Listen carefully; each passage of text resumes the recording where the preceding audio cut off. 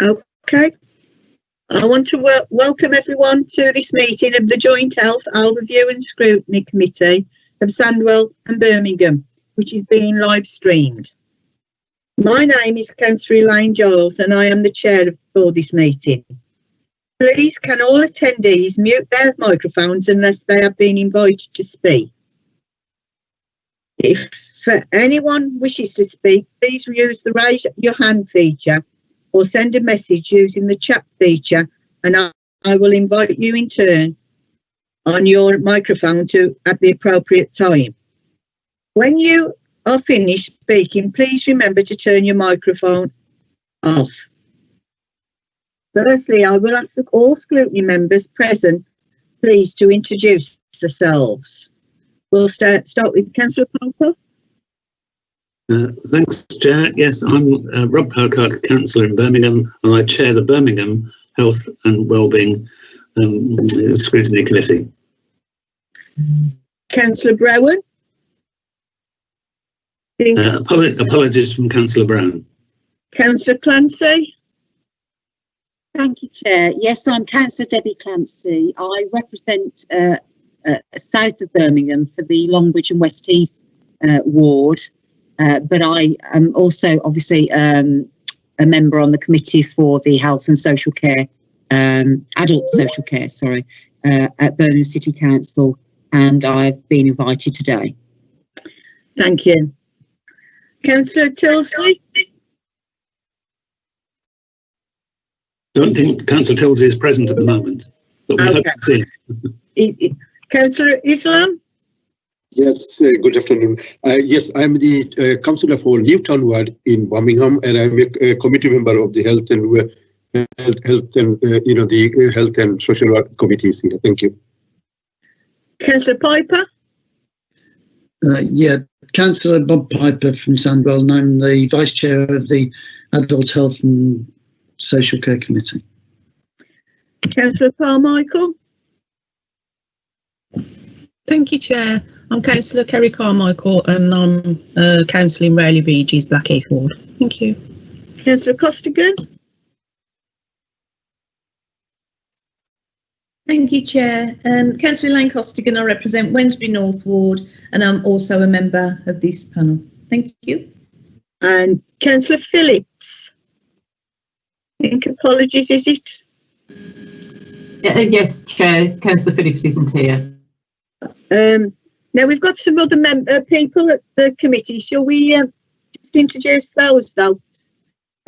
We've got some from outside organisations, so people know who's here. Could you go down the list, Chair? Pardon? Do you want me to go down the list? Yes. Could you go down the list for me, please, Jane? Amy Barr. Oh, no.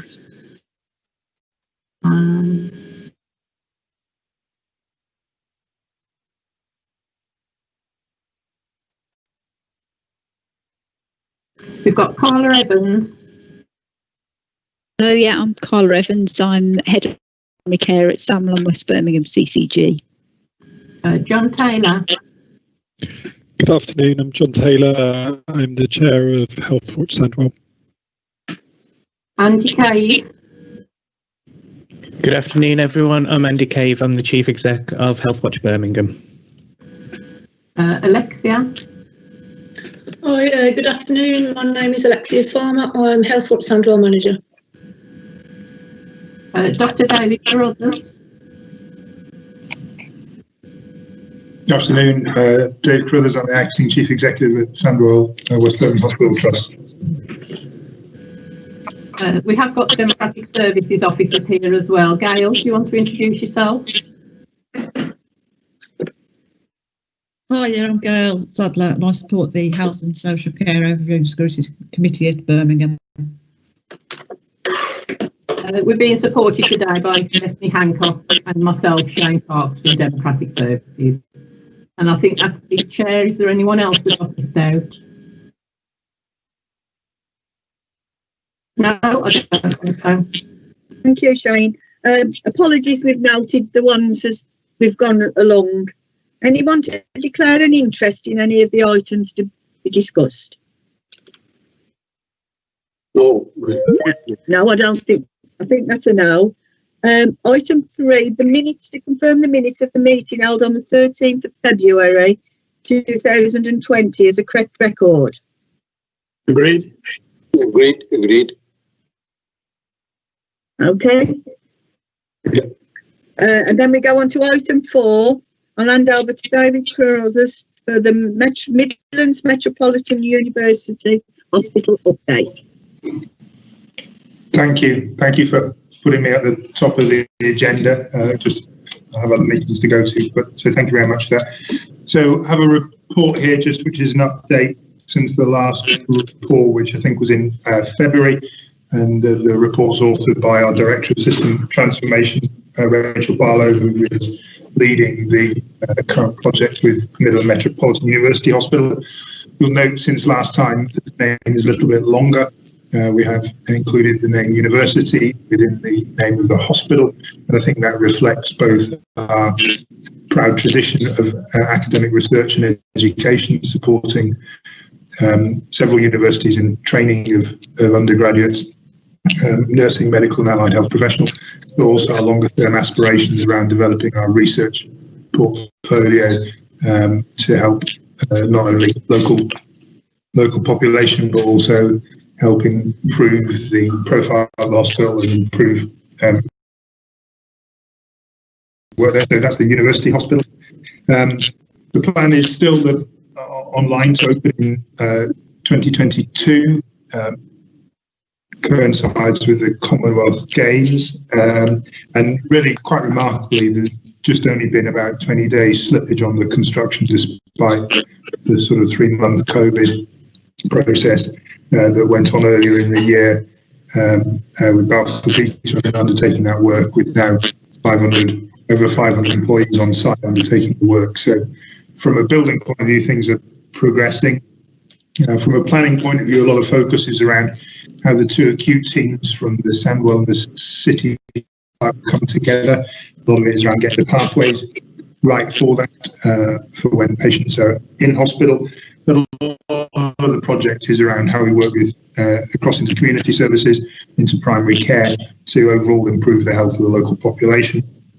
Innovative ways of using imaging with the hospital, and particularly safer radiology, equipment measures for acute care, whereas imaging for outpatients will remain on peripheral sites at City and Sandwell where they currently are.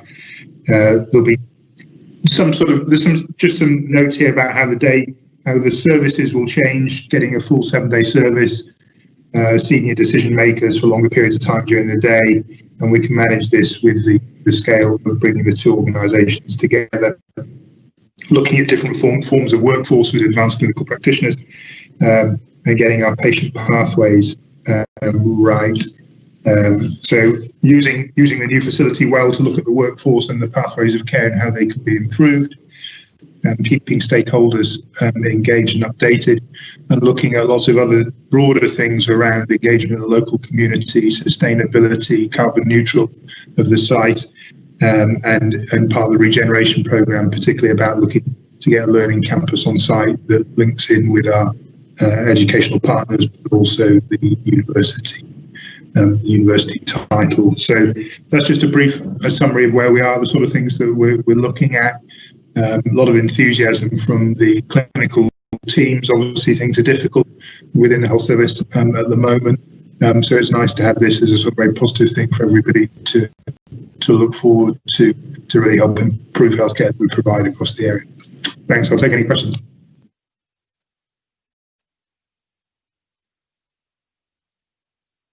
We've got a question from Councillor Pocock. Yes, thanks, Chair. First of all, congratulations on the progress being made. I'm sure we're all delighted to see things proceeding according to plan. Only 23 days slippage despite the difficulties.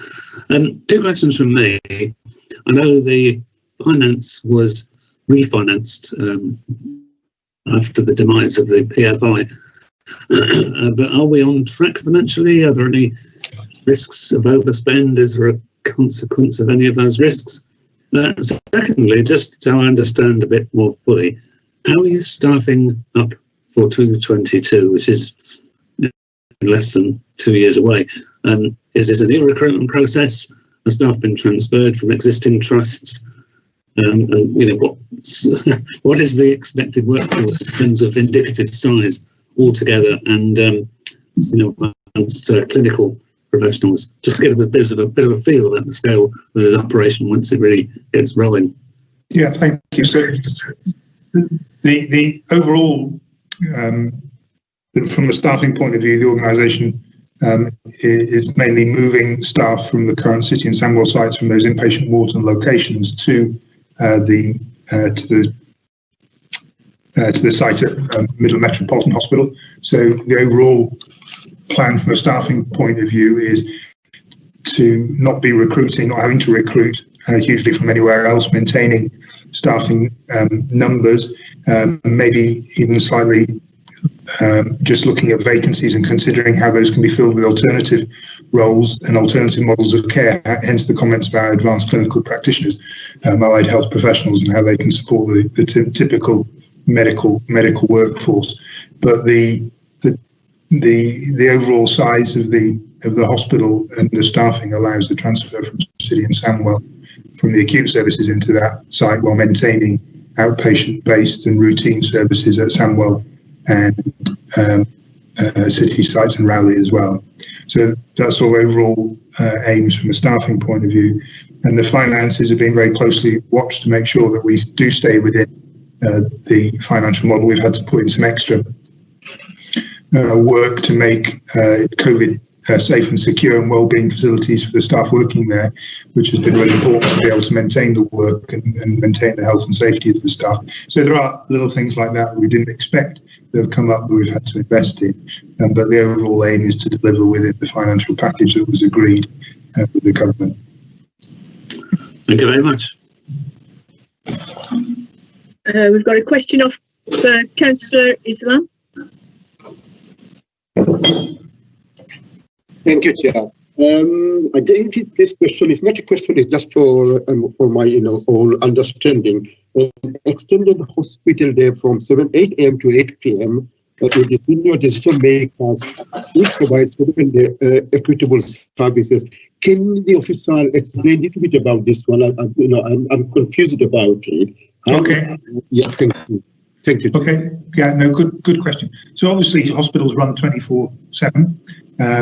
But there's not always consultant presence during all those times for all services, and that's particularly over weekends and in the evenings. What we're saying here is that the aim is, through bringing the two acute sites together, we'll be aiming to work with the planning of rotas and staff hours, so that there are longer hours with senior decision makers on site as opposed to being on call, and that also covers over the weekend as well, so that you get similar decision making as you would do on a Thursday afternoon, you'll get on a Sunday.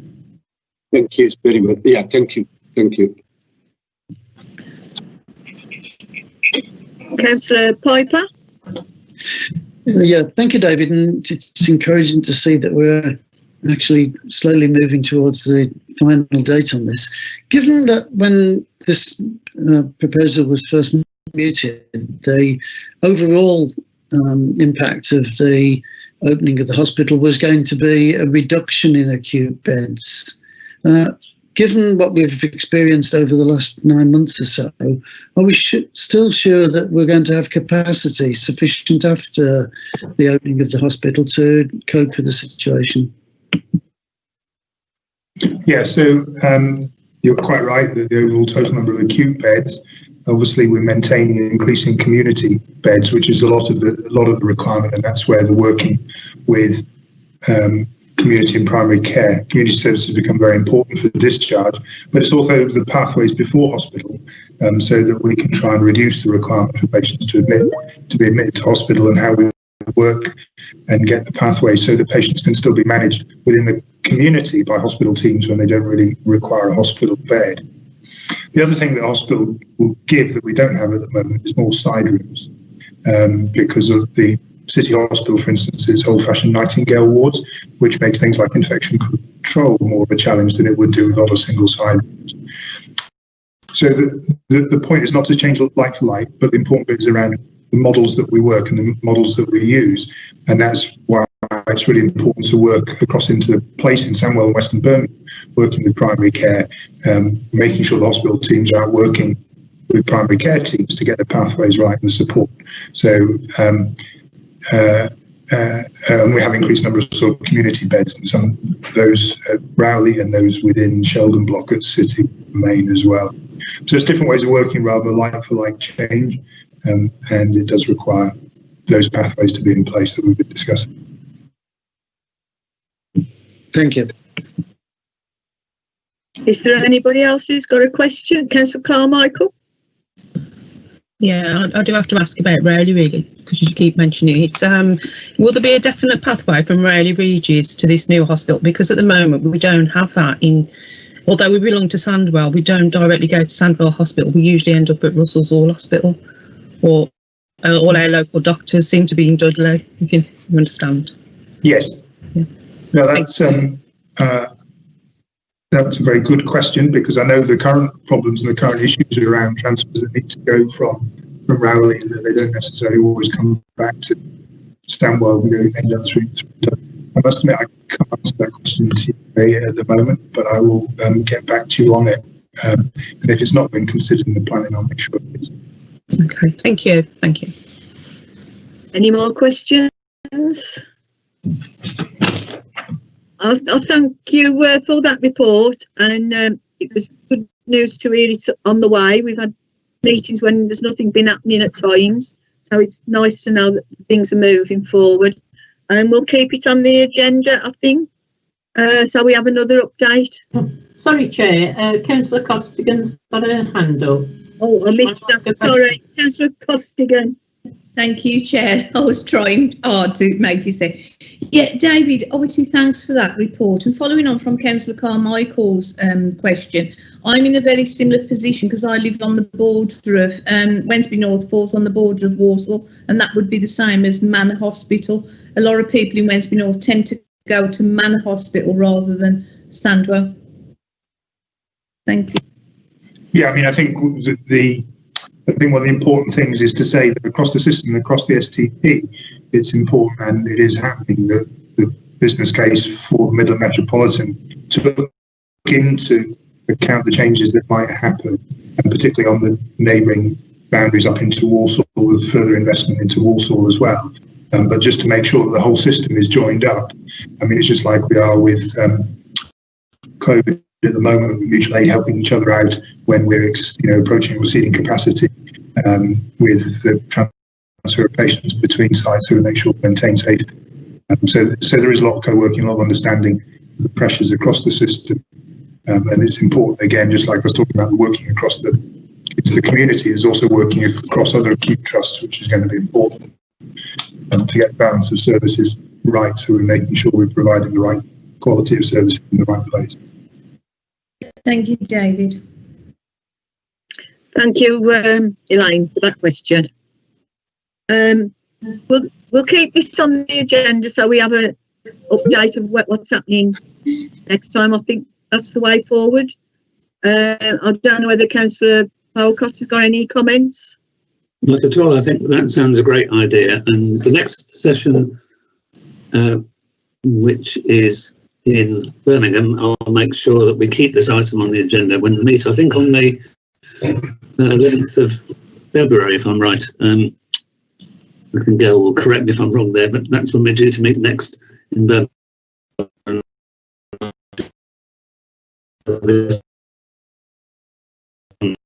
As agenda 2. Can I just ask a question, please? Just very quickly. I just want to know, David, is this going to be a transplant hospital? No. I think is the short answer. That's remains within central Birmingham, the provision of that service. Okay, thank you. There will be other specialist work we're doing, but the transplant is not one. Okay, thank you. Is there anyone else who wants to come in with a question? No, we'll go on to the next item. David, if you would wants to leave, you can. So now you've got other things on. Yes, thank you. I'm sorry to just come in and go out like this, but yeah, there's lots happening that we need to get sorted at the trust. So thank you very much. Okay then, thank you. We'll go on to item 5, which is the Sandwell and West Birmingham CCG Primary Care Networks update. And it's Cara. Carla, yeah, thank you. Thank you, yeah. I think I came back to this committee, I think back in February. Seems like a long time ago now. A lot's happened since then, but I think you just wanted an update in terms of where we were with our primary care networks, because the last time we came, we were just at the point where all of the networks were having to kind of re-sign up for things, and there was a bit of movement. So the paper that's been circulated just gives you really an update in terms of where we are. So when I came and presented back in February, at that point in time, we had 15 networks across Sandwell and West Birmingham. We're now in a position where that number's reduced slightly, and we now have 12 established networks. So we've got 8 on the Sandwell side and 4 over in West Birmingham. And you can see in the paper the configuration of those and which practices form part of which network. So 3 of the previous networks decided that it was in their best interest to merge in and form a larger network with other existing networks. So that's why we've seen a little bit of movement around in terms of those. But going forward, I think, you know, the networks are far more stable now in terms of their membership. And as the years progress with the networks, they become what's called auto-enrolled into being a primary care network each year. So they do have an opportunity to change, but I think we're less likely to see massive sort of reconfiguration of networks now. I think they're very much bedded down.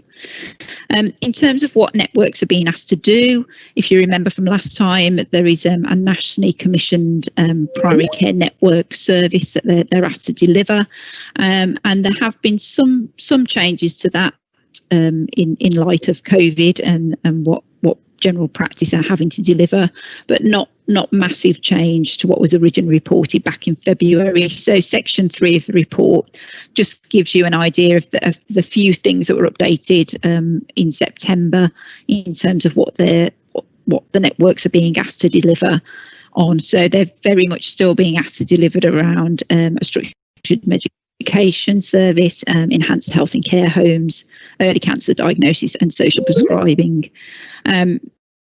The only other new thing was around the impact and investment framework, and you can see there's a table in the report where there's some key indicators where the practices within the networks are asked to work collectively to achieve some targets around certain aspects of the population, for example, flu vaccination in the over 65s.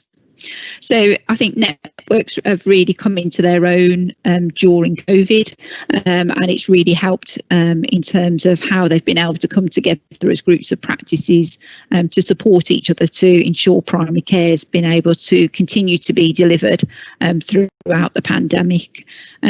Albeit we have seen general practice change quite fundamentally in this time, in that, you know, normally you'd be used to ringing up your practice and going in for an appointment, and now everything, you know, is being done on the phone, and you're being brought in face to face by exception. So I think having the networks there has really helped in terms of managing some of those services during this time. Moving forward, we now know that primary care networks have been asked to be one of the delivery partners in terms of delivering the COVID vaccine.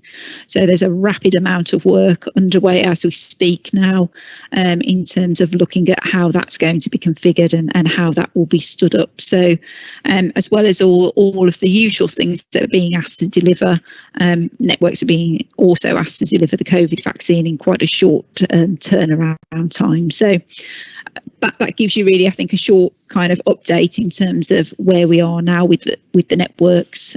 I'm happy to take any questions that you've got. Councillor Polcott. Great, thanks, Chair. Yeah, a couple of questions, if I may. The first is to do with the way ECNs are organised. I hear what you're say about the stability settling in. I always feel slightly nervous about NHS structures, which have a kind of natural law of amalgamation. You create small groups and then they amalgamate, and you end up with a hyper giant group. So what are the rules here? I mean, can PSCNs decide between themselves to amalgamate, to merge? And is that regulated in any way, or a requirement to keep their size local and to avoid the danger of this ever widening amalgamation, which we seem to get with everything, hospitals, CCGs, etc., etc. So I'm just wary about that. Second question, maybe early to ask this, the vaccine we're all looking forward to. Will the prioritisation be done by the GP practice? In other words, who's first in the door? Do PCNs or practices decide that, or will it be decided nationally that you're in Group B and you'll have to wait?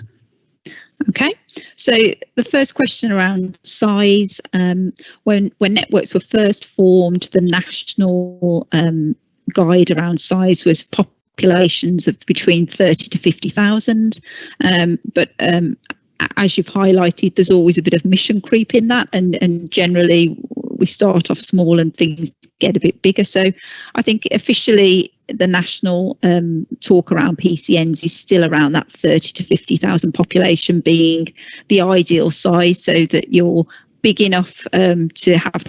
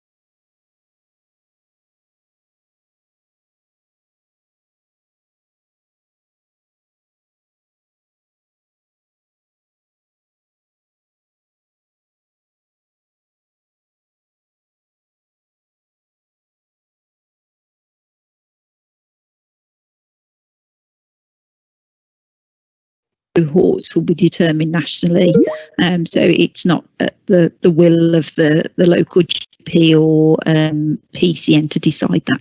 So there's no sneaking in around the back door then? No. That's one. I mean, 60, I'm in there.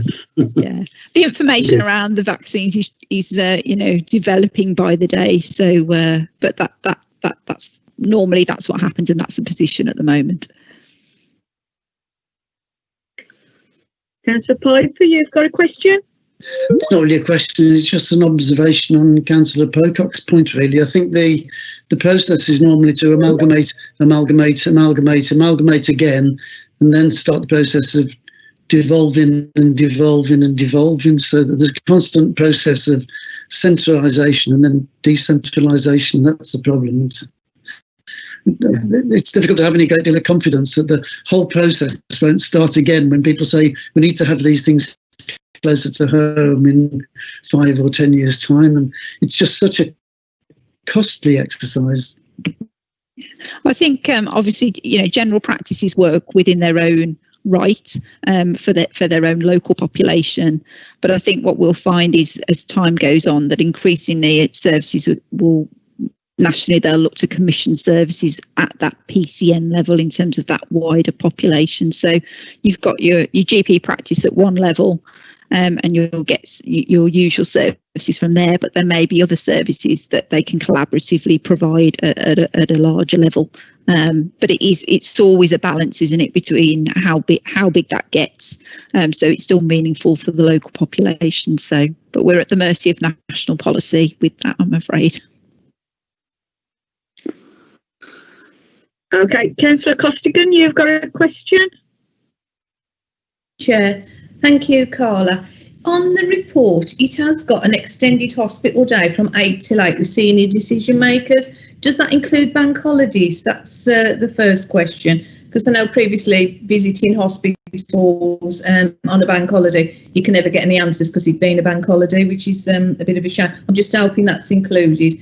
And the second question is, my brother's got Parkinson's and he is under Professor Clark, and Professor Clark has clearly told him 2 weekends ago that he will be on the top of the agenda to have the vaccination. So I think, yeah, like you said, they are prioritising, but I don't know whether he will have to go there. I'm not quite sure, but that's what he's been told. Thank you, Chair. Yeah, I think in terms of the 8 till 8, networks provide extended access, and that is 8 till 8, Monday to Friday, and they have to have some provision at weekends, not 8 to 8 at the moment, but whatever they feel is necessary for the needs of their population, and that does include bank holidays at a GP level. That's not necessarily, that doesn't include the hospital. This is purely a primary care network service. And I think in terms of the prioritisation for the vaccine, certainly what's been published nationally at the moment is what you'd expect really in terms of the older age categories and individuals and staff within care homes, and obviously health and social care workers will be right at the top of the list in terms of vaccines, and then, you know, going down in terms of age order and anyone who's considered to be, you know, at risk, particularly from COVID. Okay, can I just ask, just on that note, so anybody that's had COVID, I wonder if they'll be priority as well. Have we got any information on that? I think at the moment it's the prioritisation is purely on age and risk factors. So I'm not aware of anything specific around, you know, people who've already had COVID. I think it'd be too difficult to coordinate that really. I think it's yeah, it will be kept at that age level.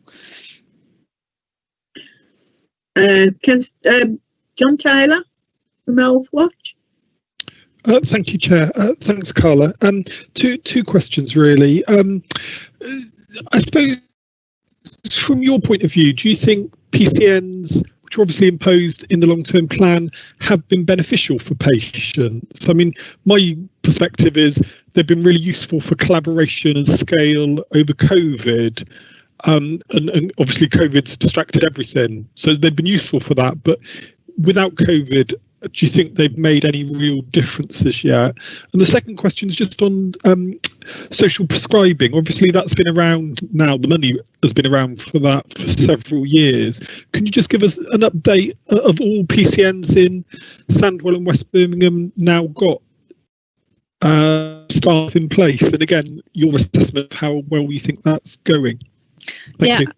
I think in terms of the first question, I think this would be classed as the second year, official year of primary care networks. I think in the first year is very much about them coming together and starting to think about how they might employ some of the additional roles that are available to them as a network. So I think in the first year, from a patient perspective, you probably wouldn't have noticed any difference. I think in this second year, obviously we've been diverted because of COVID, so you might not have recognised as many changes, or you might not have realised that they're part of the network changes, because there's been so many changes in how services have been delivered. But I think from this year on, for me, in terms of what the networks are being asked to do, it's far more comprehensive. They're being asked to recruit to a broader range of roles. They're being asked to stand up specific services. So I think whilst as a patient you might not realise that the services are being provided on behalf of the network unless you're told that, and it might not mean that much to you. But actually, I think if the networks weren't there, you wouldn't have access the arm difference, but I don't think it's, as a patient, you might not necessarily realise that's because it's, as a result of them being in a network. In terms of the second question, just remind me again what the second question was. I've forgotten. So let me put my mic back on. Social prescribing. That was it, yes. Yeah. Impact, and is it actually now being delivered in all PCNs across the 12? Yeah, certainly as part of their contract for this year, they are required to provide a social prescribing service. I don't think all of them have successfully recruited a social prescriber as yet. I think the majority have, but I think we have one or two networks that are still in the process of recruiting for that. And I think some of it's been delayed because of COVID. But you saw in the paper that one of the indicators for the investment and impact fund is actually about the level of work that's going through those. And certainly I know that for those networks who have had social prescribers for some time now, they've found them to be a huge benefit, particularly during COVID, in terms of contacting those vulnerable groups and ensuring that they've got the support that they need. So I think we will definitely see that service growing even more now as we move forward as the networks invest more in those types of staff. Councillor Costigan, have you got another question? No, sorry, Chair, I forgot to take my hand down. Okay, it's all right. Councillor Carmichael? Yeah, just a quick question, really. It's been suggested in the news a lot this week about people giving COVID injections, not qualified, people who are not qualified. Is that something that we're going to be doing in this area? No, I think there's been, from what I'm aware of, there's been lots of talk about who's able to actually deliver the COVID vaccine, and I think the latest stance, and the information is changing literally by the day, was that it would need to be, I think, not necessarily a registered healthcare professional in terms of actually giving the physical injection, but being supervised by a registered healthcare professional. So, by a registered healthcare professional, that would obviously mean your nurses, your clinical pharmacists, those types of staff.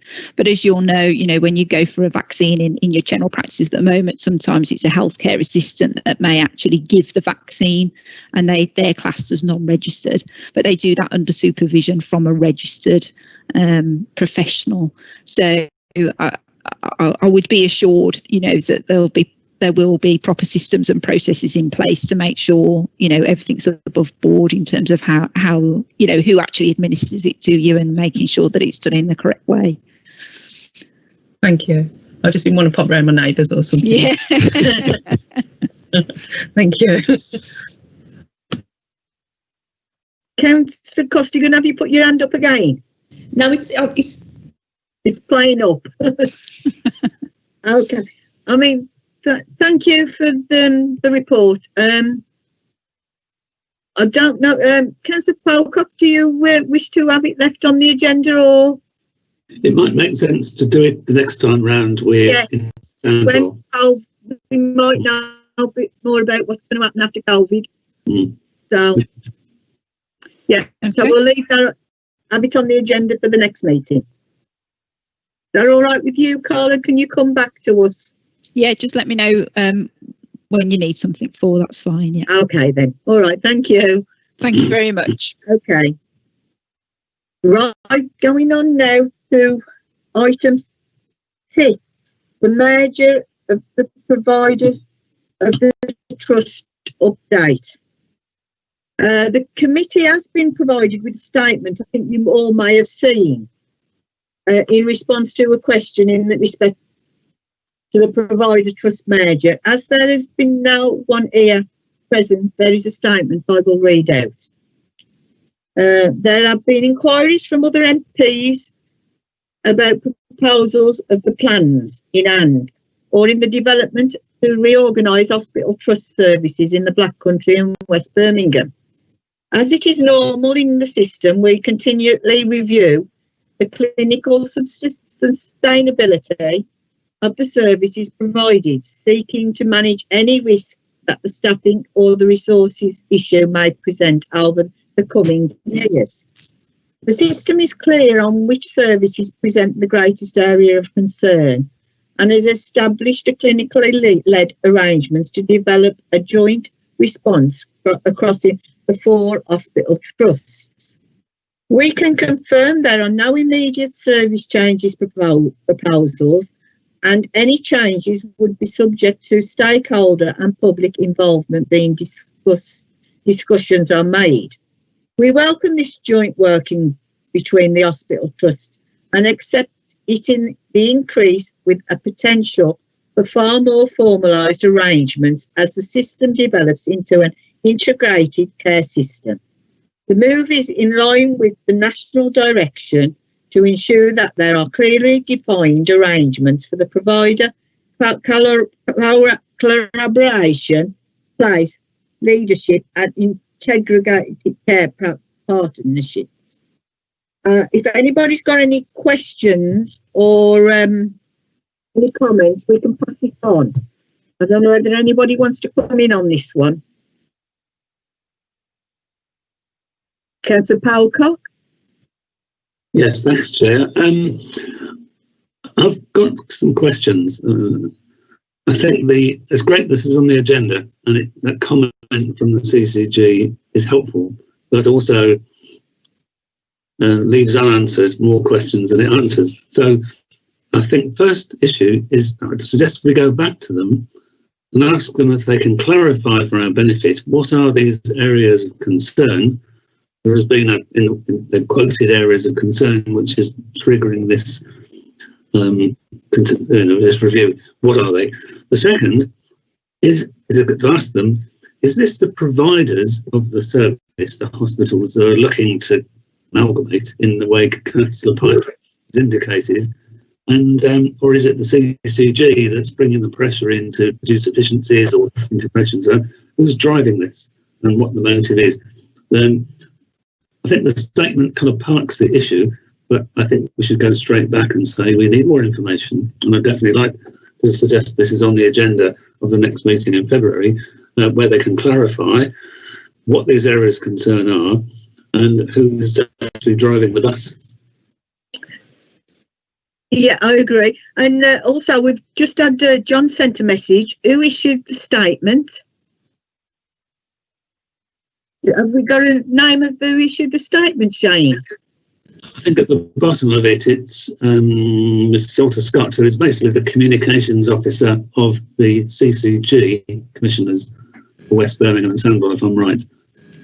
Yes, Chair, that's right. It was Jane who sent it to me, but it was an officer that had prepared it for us. So I'll get back with those questions anyway and see if we can get some answers to the committee.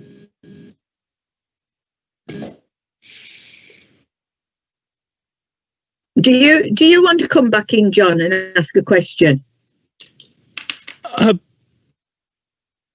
Sorry, Chair. I was just put in the chat box. Could Shane circulate the statement, because I've certainly not seen it, to those on the meeting, if possible, as obviously it's a public meeting.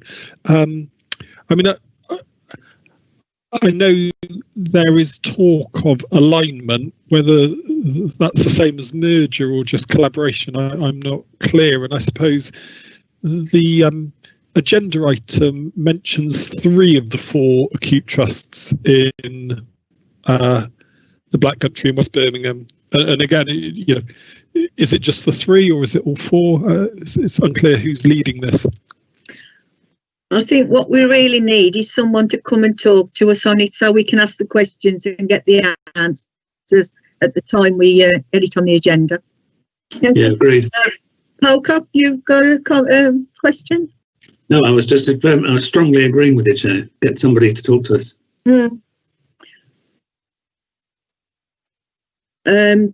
Shane, can we put that down for the next meeting, that someone comes?